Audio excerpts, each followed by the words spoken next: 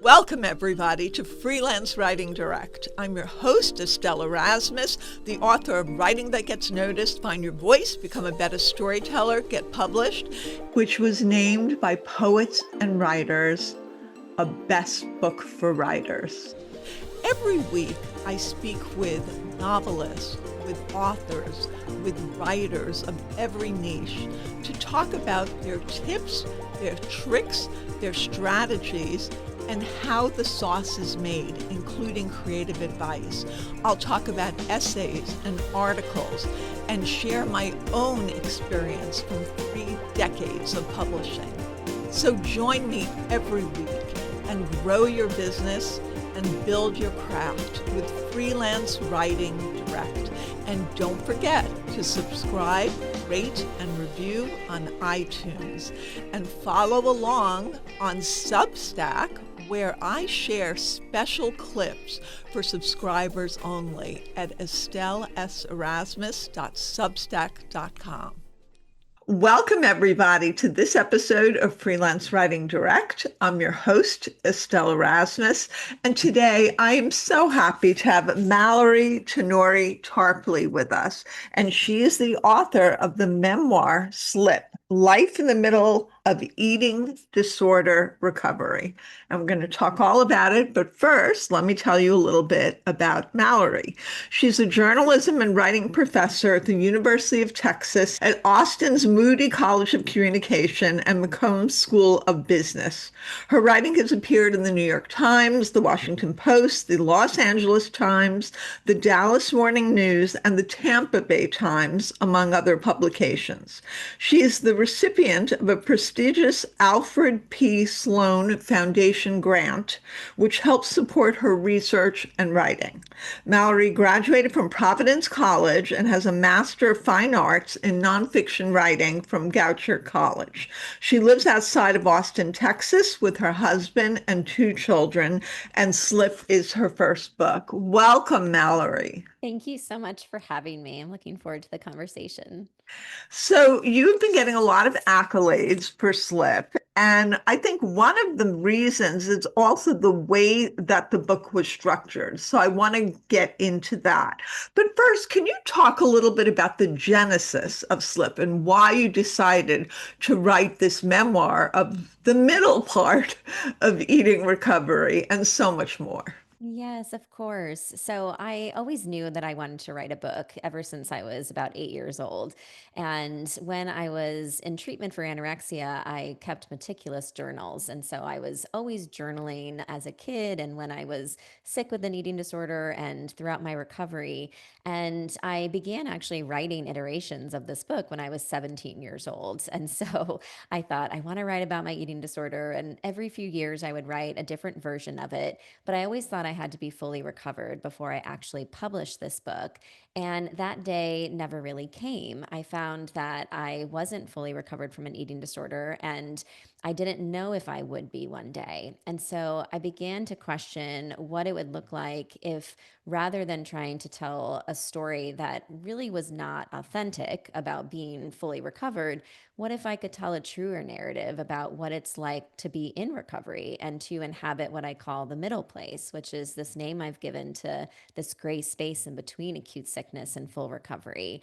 And so I started to explore these questions of what does it mean to be better, but not all better? And what does it mean to live life knowing that your disorder very much remains a vulnerability? So I started to write into that narrative and started to explore it more and ended up doing a lot of reporting. I surveyed over 700 people with lived experience with an eating disorder and interviewed 175 of those survey respondents and clinicians and researchers. And of the 700 people who I surveyed, 85% of them said that they could identify with this middle place. And I thought, wow, this place is really populous, and yet we're not talking about it. We don't see narratives about it in books on eating disorders. We're not talking about it in clinical circles. Very often it's stigmatized, and people are really left to feel ashamed if they're not fully recovered. So I thought that by writing this book, I could really add something to the existing literature. And I could also help people who are in this place to feel less shame and to feel less stigma when they slip. That's why I titled the book Slip, to really show that slips are a normal part of that recovery process. I love that. You even refer to it in your writing about your eating disorder starting when your mother passes away from cancer. And eating was a way that you had of connecting with her. And so, kind of the disorder was the dark part, the grief, all the sadness, the parts that even your dad, who you interview later in the book and talk about, could not acknowledge. And so you just have like one section. Can you maybe read, if I can ask you, the end of page 33? It starts with much as my father hoped. And then it goes to the beginning of 34. And the point is, you'll see. Yes, of course. Much as my father hoped my mother's cancer would soon disappear, he hoped that whatever I was struggling with would soon fade. My pediatrician, after all, had told us as much. His medical assessment was that my weight loss as a 12-year-old was a passing phase, but the problem worsened, and we went back to the pediatrician's office a few months later. Even though I had lost more weight, we received the same response. Stunned by my pediatrician's irreverence, my father realized we were at the mercy of a doctor who didn't know what was wrong with me or how to help. My father's efforts to get me medical help provided futile as he watched me, his only child, his precious daughter, slip further away. And so here, use the word slip in also a similar way. You're slipping away, you're slipping throughout back into the eating disorder. It just really does describe both aspects of what you're talking about in the book, the losing of something and getting stuck in some place as well. And so it's interesting because I've interviewed Jackie Goldschneider, who wrote The Weight of Beautiful. And she writes from also her perspective of an eating disorder, but her perspective is that she is in recovery. She didn't talk about the middle, she didn't talk about slipping. It's a natural thing to slip. And so I think it makes a lot of sense. And in the book, in fact, you talk to people and you interviewed so many people and you found a piece of research, and you have many pieces of research that say that only 30% of people who have eating disorders seek help for it, which is amazing to me. Do you think that that is because of today's online, all the time social media world?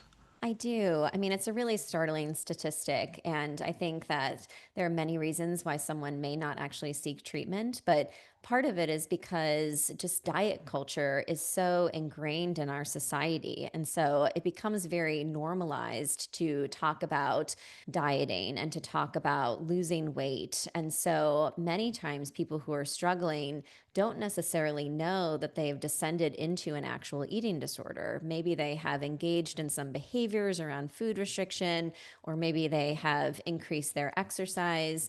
But they may end up, because of biological or genetic predispositions, they may end up really developing a disorder and not thinking that they're sick enough to have one. One of the many misconceptions around anorexia in particular is that many believe that those struggling with anorexia must be emaciated or clinically underweight. And we actually know that there are many individuals who do struggle with anorexia and other restrictive eating disorders and never end up becoming clinically underweight. And so individuals who may be in that situation may convince themselves that they're not sick and may actually even be told by medical providers that they're not sick either, because that speaks to a larger systemic issue, which is that most medical doctors get between 0 and 2 hours of training on eating disorders. So there's a lot of people who end up falling through the cracks. And if they're not getting diagnosed, then they may end up not believing that they have an eating disorder,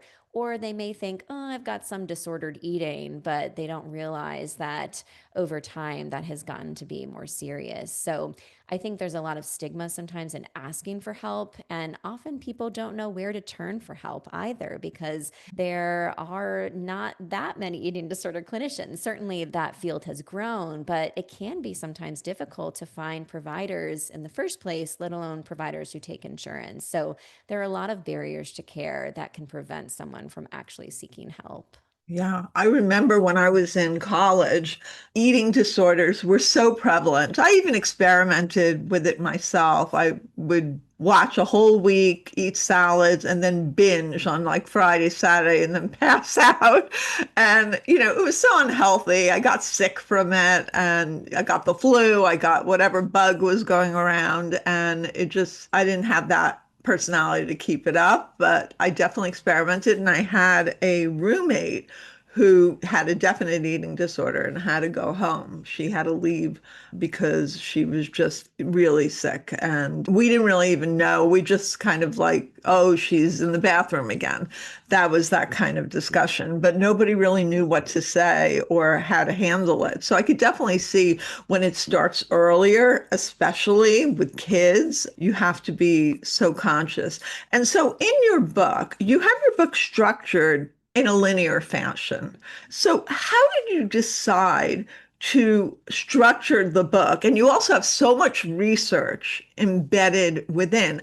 And I also read somewhere that you said this is a restorative memoir, not a redemptive memoir. So, if you could talk about that first and then the structure, that would be great. Sure. So I would say our society does tend to prefer redemptive narratives, which are stories about protagonists who prevail. So, stories that essentially are walking us through a narrative of a person who has struggled with something and then they have overcome it with a capital O, right? And those are the stories that we often hear. They're the stories that are elevated and praised. And it makes sense. I mean, to some extent, we need those narratives because they're really sort of showing what's possible. But at the same time, if those are the only narratives that we're hearing, it can leave a lot of people who have not overcome their disorders to be made to feel as though they're not really being represented. And so for me, I really wanted to explore what I call a restorative narrative. And I helped to develop this restorative narrative genre years ago. Certainly, I did not invent it, but I helped to give it a name. And I worked for an organization where we were training journalists on how to tell these narratives. And we believed that by giving them a name, we could really create momentum around them. And a restorative narrative is a story in which you're looking at how people and communities have made meaningful progress forward in the aftermath of illness or trauma or tragedy. And they're really stories that delve deep into messy middles. So they look at these quiet moments of hope. They look at how, as an individual, putting one foot in front of the other, and how are they just navigating slips that naturally happen in the recovery process. And so these narratives, I think, are ultimately more relatable because so often in life we find ourselves in a messy middle of some sort. The messy middle and the middle place are terms that I use to describe eating disorder recovery, but I think that they're also apt for a lot of other illnesses. And I even think about the middle place with regard to grief and loss because I think about how my mom passed away over 30 years ago. And yet, I still have never arrived at a place of closure. I still carry the weight of that loss, but the load has lightened over time. And so I'm in a middle place with this grief. And so for me, it was really important to tell a restorative narrative because that felt much truer to my experience as someone who has not overcome my eating disorder. And I have found in telling that restorative narrative that it has opened up these avenues for other people to share their stories about living in the middle place. Because I've heard from so many readers who have said, oh, I really appreciate having a name for this. I'm in this place too. Now I feel like I could actually maybe talk about it. So I wanted to address that in the book. And I was trying to think about how do I structure a book that is really equal parts personal narrative and reporting and research because I had so many different elements to this book.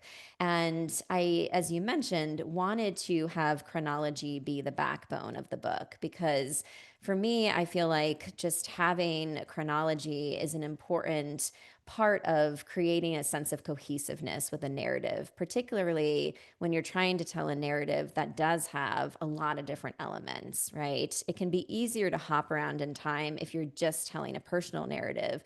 But when you have kind of this long period of time that you're trying to cover, and for me, that was essentially from age 8 to the present day, and when you have the reporting and research, you kind of need some sort of chronology so that the readers will stay with you. Because the more complicated your book is and the more elements it has, the sort of greater the risk is that the reader is going to turn away because it feels like it's too much of a heavy lift. And so I felt like I could at least really help guide the reader through the book if I did follow that chronology. And when I was working on the book, I created several timelines. So I created a timeline of my own treatment for anorexia.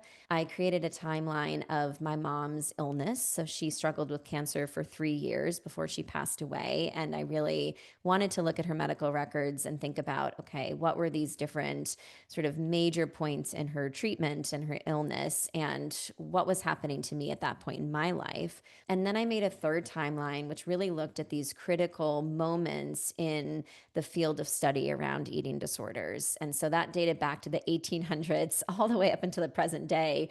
But as I looked at that timeline, I could really use that as a resource when I was writing the book. And so having those three timelines and looking at periods of overlap was incredibly helpful as I thought about just that chronological backbone of the structure. And I'll pause there, but I'm happy to talk about the split chapter approach that I took as Right. well. So you did what I call a braided memoir. It's using elements of research, historical, cultural, sprinkled throughout. But you did it in a split chapter way, like you said. So, which means that you started from the perspective of childhood and you had journal entries and you had all sorts of memories and you had information, even drawings, I believe. It seemed very well integrated. But how did you consciously use language to make that happen with each chapter? Yeah, so I really wanted to make sure that I wasn't giving readers whiplash as they moved from the personal narrative to the research and the reporting. And so I was very careful to think about how do I include research, but in a way that feels accessible, because some people love research. I mean, I'm a professor, so I work in academia, and I'm surrounded by people who are really just lovers of research and they dig deep into it. But for a lot of people, research can feel overwhelming and they may not want to access it because, in some ways, the research can be filled with jargon and terms they don't understand. And so I really saw it as my task as the journalist to think about how do I take this really complicated research, interview the researchers behind it to really deepen my own understanding of it, and then translate that into the written word in a way that will be accessible to the average reader, right? Someone who may not have any understanding of eating disorders or any medical background. And so that was important to me. And many times I was framing the research around narrative. So I would use a narrative, whether it was my own story or someone else's, and I would then think about what does the research say about that particular experience. And so I was trying to think about how do I use narrative as a way into the research and the reporting. And because I had so much research and reporting, I felt like it would be too disjointed if I tried to weave that into all of the narrative parts. And so that's really what prompted me to think about this split chapter approach. And the idea initially came from my editor at Simon and Schuster, who thought that it could be a good way of approaching structure, because initially I had taken what I call more of a braided or alternating chapter approach, where I thought I'll have one chapter that is all narrative driven and then one chapter that's reporting, and I'll oscillate between the two. But it felt like in many ways I needed the narrative and the reporting to come together in the same chapter. And so what I did was I thought, well, let me experiment with this, because I asked my editor at the time if she knew of any other books that did this and that were structured in this way. And she said, I don't, but we'll figure it out. And so I didn't really have a roadmap for it. So it took some iterating and experimentation, but I ended up loving this structure because in each chapter, I would go really deep into the personal in the first half of those chapters. So if we take the chapter, for instance, on treatment, in the first half of that chapter, I'm writing from kind of my younger self, and I'm talking about my first hospitalization.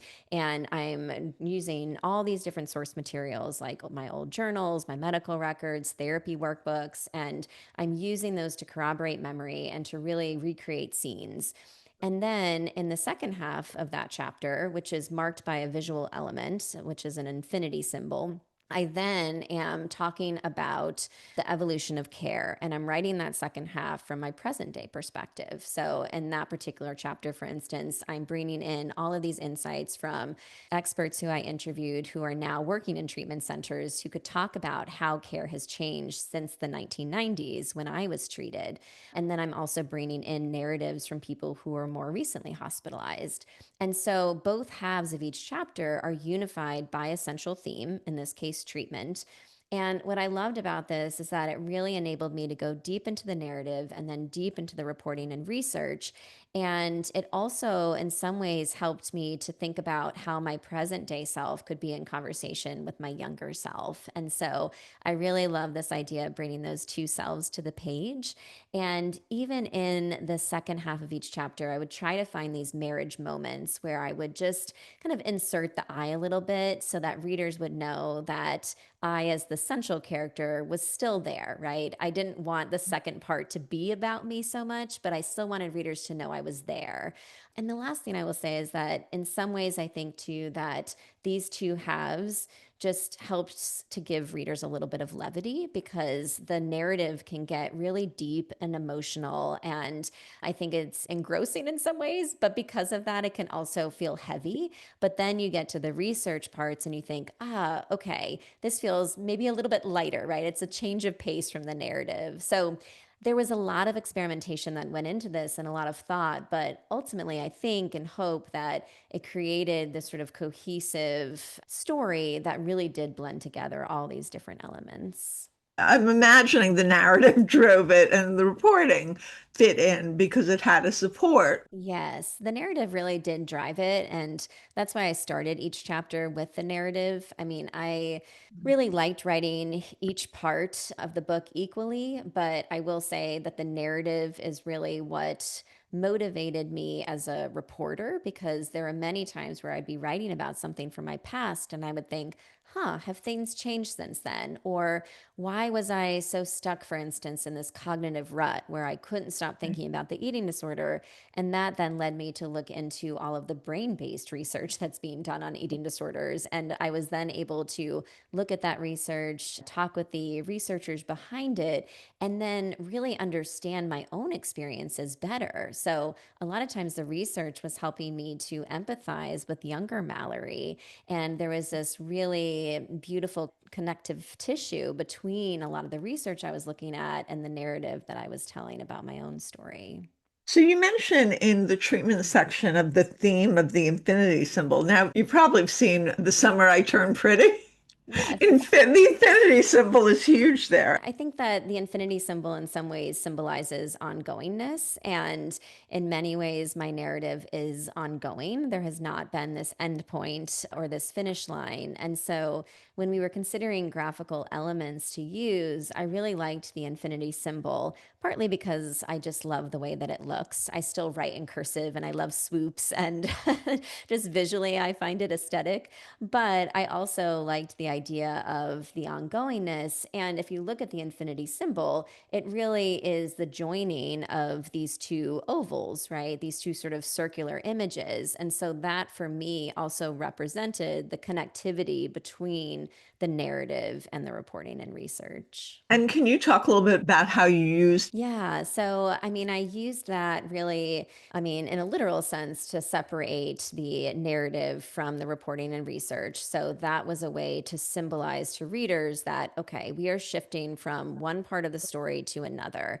Narrative, Because, yes, right? yes, Yes. Very good. exactly. Because I felt like if I just had white space, it might not necessarily convey that there was going to be a shift.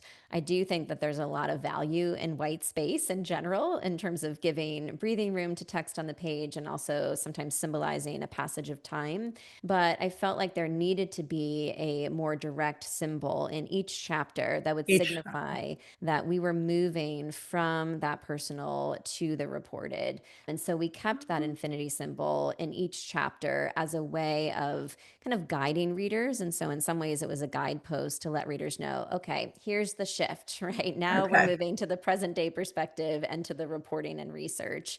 So, I hope that that sort of served readers well in terms of just really being able to understand how the flow and the structure of the Yeah. book worked. And that also reminds me, there's another visual element, the visual element in your cover. Slip, this is coming off really strong, and then this is getting thinner, and then the P, it's like, oops, but it's still there. So, how did that come up? Because covers are always such a concern for writers. How is it going to evolve? What's going to be? Yes. Well, first, in terms of the title itself, I really wanted something that was bold. And I initially thought of titling it The Middle Place, but that's actually the name of another book by Kelly Corrigan. And so I didn't want it to have the same name. But I was in a writing retreat with the author Dani Shapiro, and I was talking with her about my book and talking about The Middle Place. And she said, "What about Slip?" And I thought, ooh, I like that. And so she was actually the one who came up with the title. I pitched it to my publisher and she really liked it and it stuck with us. And so we had to go through a couple different iterations of the cover. And initially, I had always envisioned having some sort of image on the cover, but sometimes images can be a little bit tricky when you are thinking about eating disorders because very often we end up seeing these cliched images of scales or measuring tapes or, emaciated women staring at their plate of food. And so I certainly didn't want something like that. And I thought it would be problematic to have an image of a body on the cover because I didn't want it to seem like I was suggesting that one particular body type was representative of the whole. And so the designer ended up really thinking about how can we use the title as an image in and of itself.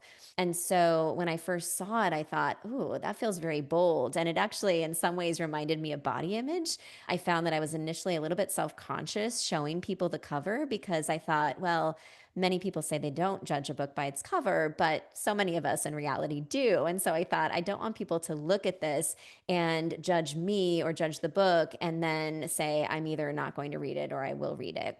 Over time, I began to feel more comfortable with that, just like I have felt more comfortable in my own skin and my own body over time. But I really came to love that cover because I think that the slip, I mean, certainly just the shape of the letters and the size of the letters suggests in some ways a slip. But I also think that it can represent different body types and sizes, right? Because there Yeah. is that diversity of body shapes and sizes among people with eating disorders. But it can also represent, in some ways, the ways in which our life can either expand as we recover or shrink the sicker we get. And so there's this idea of expansion and shrinkage there. And I will also just say that the sort of bold typeface is in some ways representative for me of the research and reporting. And then the kind of more kind of cursive handwritten font is more representative of the narrative. So Yeah. there's a lot that went into it. And I don't know exactly what the designer was thinking when she created it, but for me, that's how I interpret the It was a cover. slam dunk for you. And what about the color? Was there a decision why the color was it's sort of like an apricot color? Yeah, so that was the color that they had sent me. And they sent a couple other options that were kind of more multicolored, but I really liked that one because it stood out. I was a little bit worried that people would think, oh, well, it's too pink and too girly. And I didn't want to suggest that eating disorders are only a feminine issue. But I really like the color just from a personal standpoint, but it also makes it pop. So when you see it in bookstores, it stands out. And I didn't want this book to feel too clinical. And so I like the idea that the pink just made it feel more inviting in some ways. It And so, softens it and it also looks good. I yeah, mean, against your complexion and that coloring when you're holding it up, right? That's important. yeah. I think it does stand out in all the ways that we discussed. And then you have the white typeface in cursive underneath it. But again, it stands out against the background.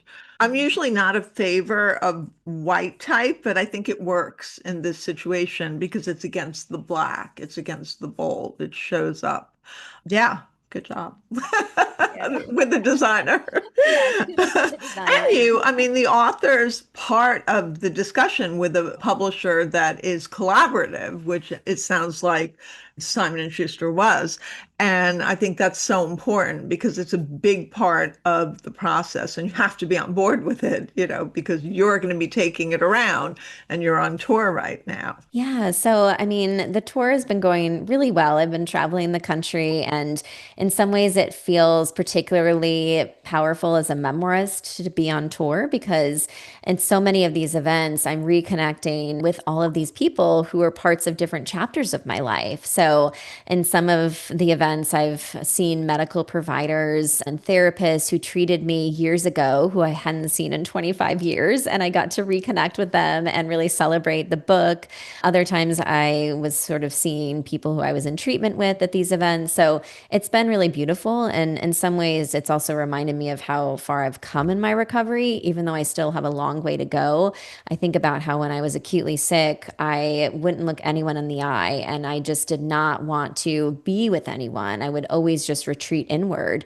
And now I can look people in the eye and I can be in front of large crowds and I can take up space in ways that I never could when I was sick. So it's been a reminder unexpectedly of the ways in which I have made progress in this middle place over time. And how is the tour going? And what challenges did you face in the writing of the book? And when I've been talking about the book, I have thought about just what was difficult in terms of writing it because I've gotten so many questions about the content of the book. And I mean, there are a lot of parts that were incredibly difficult. I did a lot of revisitations. And so I went back to the residential treatment facility where I was treated. I went back to Boston Children's Hospital where I'd been hospitalized on multiple occasions.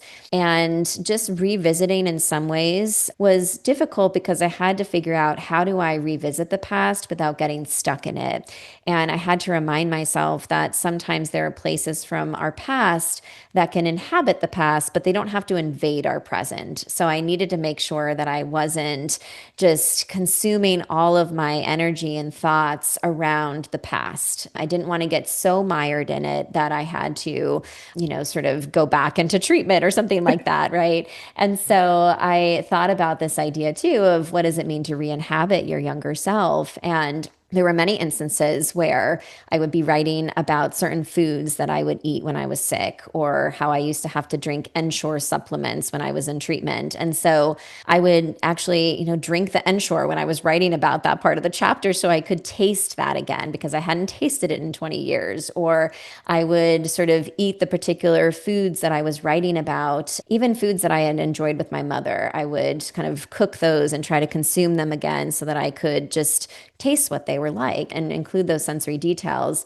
But there were also moments where I found that I would be writing, for instance, about a period where I had spent many years binge eating. And I actually found when I was writing one of those passages that I began to binge eat. And I thought, okay, I need to stop, right? I didn't recognize it until after the fact, but I thought, sometimes as writers, we feel like we need to re-inhabit our younger self. But in the process of that, we also have to be careful not to re-engage in the behaviors that we're writing about. I think as a writer, I thought, well, if I re-engage in these behaviors, then maybe I can write about them in a more accessible way. And I had to instead stop myself from that and instead turn to different source materials like my old journals, therapy workbooks, and really try to recreate those scenes in a meaningful way without letting myself slip back into a bad place. So there was a lot that I was reckoning with as a memoirist. And I did go back to therapy when I started writing this book, just as a way to really protect myself as a memoirist. Absolutely. A lot of people are working on memoir and trying to figure out, how to access the childhood parts. And that's sometimes really hard. What if they don't have journals? What would you recommend them doing? Yes, I do feel really fortunate in that I have so many journals and source materials. But I mean, also, I found that I got so many great details from the interviews that I did. So I interviewed my father, I interviewed other family members, I interviewed the medical providers who took care of me, interviewed other patients who were in treatment alongside me.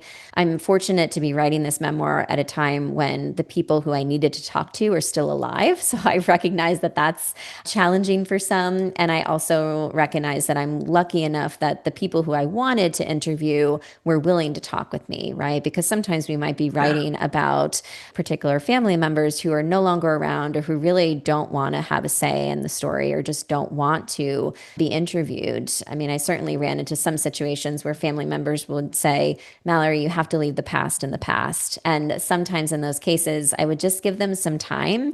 And once they saw that I was really committed to this book, and once I told them more about the evolution of the book and the purpose of it, I found that they were more willing to talk with me. But I would say that doing those interviews can be incredibly helpful. And then also thinking about those revisitations. If there are places you can revisit, in some ways that can help you to jog your memory, but it can also help you to recreate scenes in a way that perhaps feels more vivid.